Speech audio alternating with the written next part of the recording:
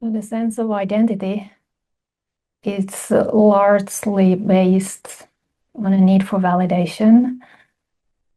And that also comes with an opposite tendency in which we admire, certain people in our life. And it's just something I've been feeling into lately. Like I've been very aware about the need for validation and that being one of the core features of a sense of self, right? And how that plays out in relationships that are grounded in that paradigm of personal energy. But this idea that people who we admire are in certain way connected to that fundamental need for validation, that's something new. I just noticed it that's also what apparently disappeared in this experience. Mainly that there were a few teachers, I guess, or kind of examples of deep realization for me in the process. These kind of people, and some of them were dead, by the way. They were these type of masters that just appeared to me during the process and gave me some very real company. Very powerful companionship in many ways. Even there was never any physical meeting, obviously. So those kind of examples, and then also some alive examples of those who have walked the path, and I used to hold them in high regard, I guess. Yeah, at some point I just noticed that all of that seemed to drop away.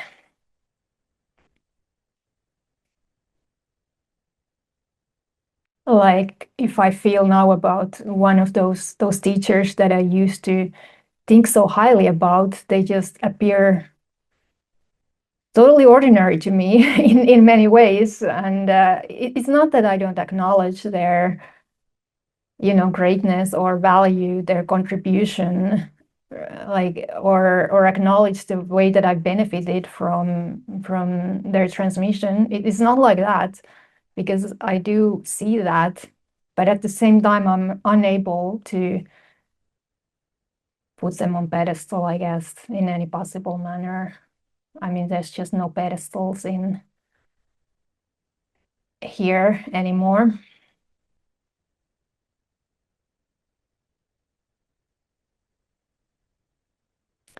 It's not like everything's the same, regarding people or regarding relationships. I mean, there's the fundamental sameness, but it's not that everything's the same. I have some like few connections in my life that are unlike any other connections. That there can be sharing of experientially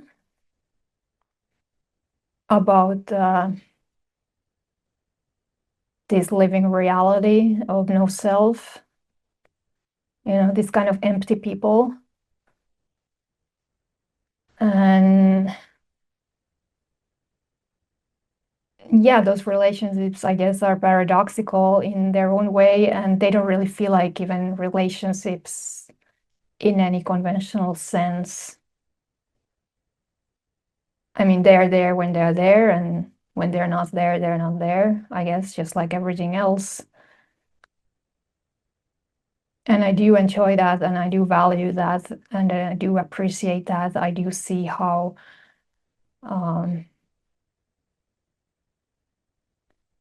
how privileged I am to be able to share at least at times, some of this stuff.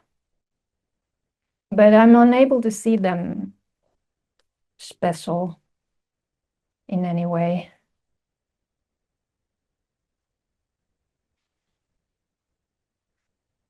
Or my family. Like of course I appreciate them. I do. I enjoy seeing them when I do see them. Like we don't share this non-dual inclination, but I do feel like great kind of affection in certain ways, and but at the same time I'm unable to see them as anything special. So that kind of just seems to be what goes away.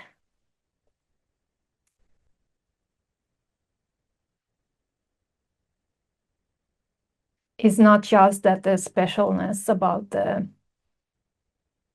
our sense of self or the need to feel special. It's not only that disappears, but it's also the capacity to see certain other people in our lives as more special than others, I guess. Which sounds simple, but the implications are kind of vast because what this whole paradigm of relationships is largely based on is that we validate each other's specialness in our relationships, right? And how special and unique connection we share. Like that's the paradigm of identity. And that's just no longer occurring here.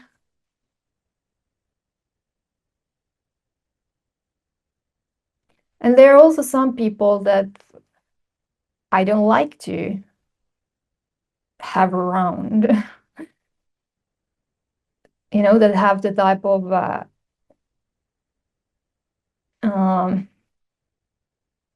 kind of really well defended and manipulative ego that I just don't want in my life anymore. That's something I also noticed.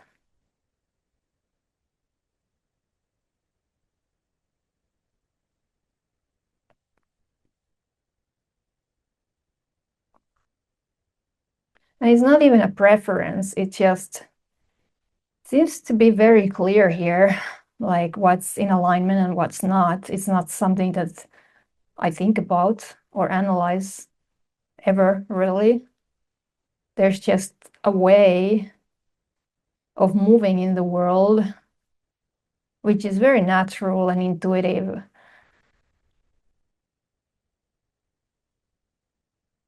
And from that perspective, not all the relationships are the same. Not all the connections are the same.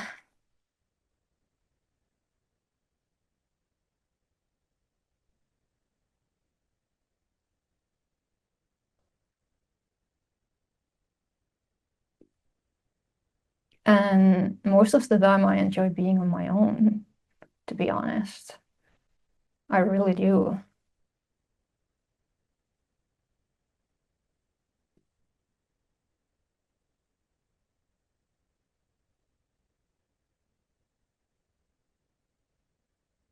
I don't really miss that kind of human company because it's based on so many ideas about connection and about so many things that don't make sense here.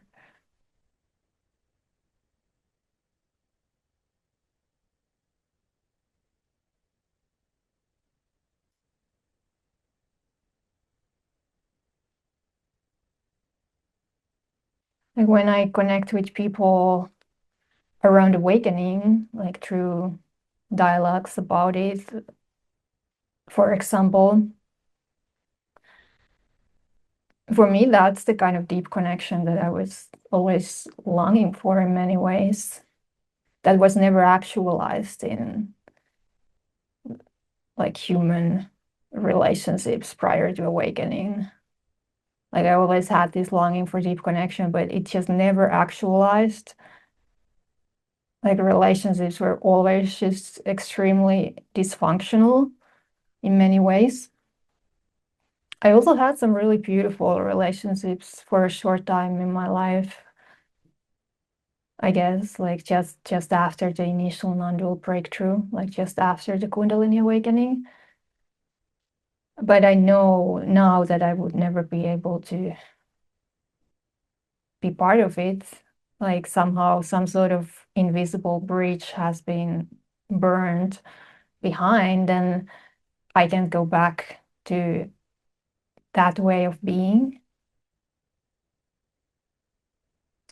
It seems like it was largely created by this illusion of shared reality, right? When we hang out with someone with whom we share apparent similarities, interests in life, and qualities, I guess.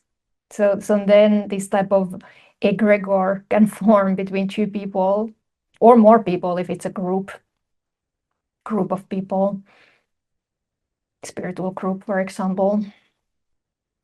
And the illusion is that now we are all experiencing the same, like this illusion of togetherness.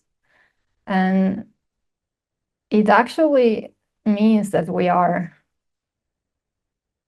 already then start to kind of filter out certain information in direct experience that doesn't necessarily fit to that illusion of togetherness. Maybe the other person is doing something that's slightly alarming, but we don't want to see that. So we kind of pretend not to see that so we can maintain that illusion of a connection.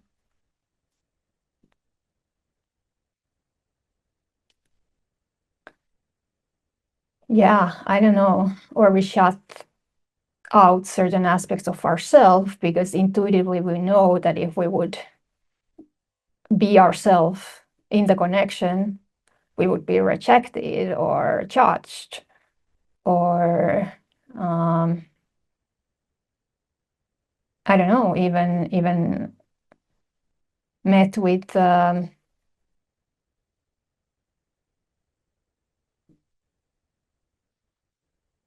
yeah, all kinds of dysfunctional human defense mechanisms and coping strategies that are really obstructing genuine connection. And it seems like as long as the relationship is remaining on a comfortable zone, and we manage to maintain this illusion of shared reality, and we don't kind of trigger each other too much, like I don't trigger too much your self-image and you don't trigger too much my self-image or something like that, then it can kind of work. But with awakening, you just lose interest in that type of way of relating or kind of sacrificing authenticity for connection. And then it's a real test if the relationship will survive, that kind of honesty or truthfulness or refusal to submit to fawning or pleasing or these type of behaviors that we usually just without realizing do to maintain relationships. But fawning and pleasing, it's a coping strategy, right? And it prevents authentic relating.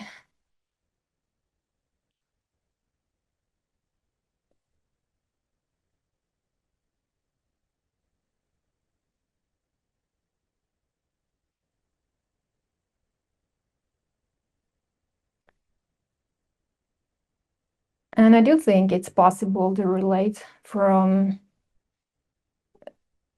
no self-realization. It's just different. It requires a kind of mutual willingness to give up these illusions. What relationship is about or what friendship is about. It requires, quite radical fearlessness, I think, quite radical openness to explore like new ways of connecting that are not based on that paradigm of identity and validation and admiration.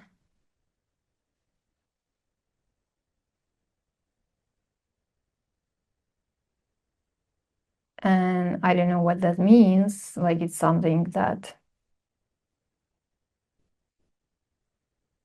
I'm exploring in my own way, I guess. But I do feel immensely grateful to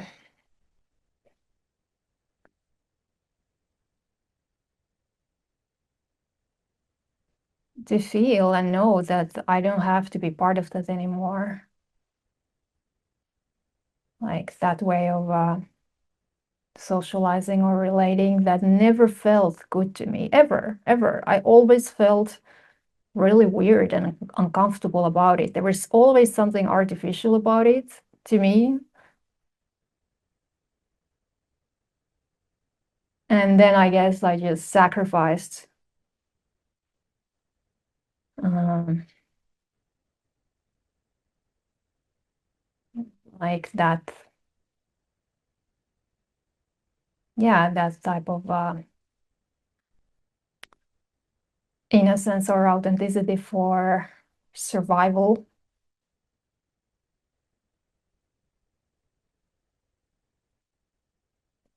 and went through this whole experience of self.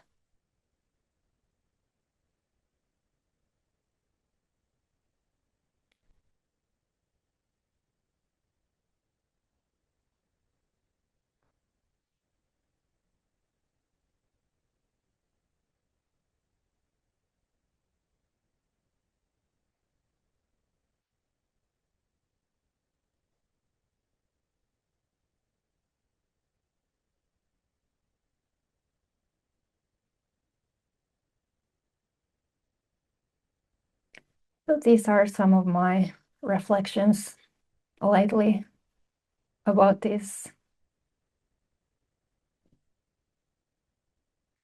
about the relative aspects of realization, about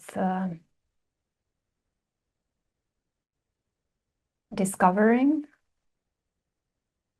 life beyond personal self.